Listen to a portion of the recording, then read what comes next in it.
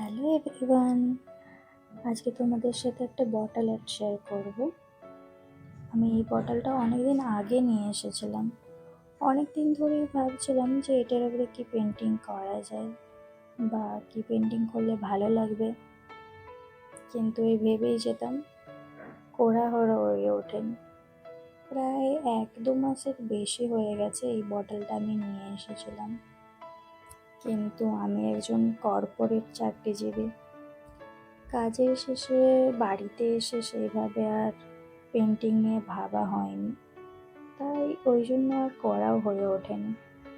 কিন্তু আজকে ভাবলাম কেন না এই পেন্টিংটা করা যাক, তাই ফাইনালি আজকে আমি এটার উপর একটা পেন্টিং করেই ফেললাম। পেন্টিংটার মাঝে আমি একটা ভালোবাসাকে তুলে ধরার চেষ্টা করেছি, যেটা তোমরা দেখে অবশ্যই জানিও পেন্টিংটা কেমন হয়েছে। এটা হলো তার ফাইনাল লুক। আজকের জন্য বাই।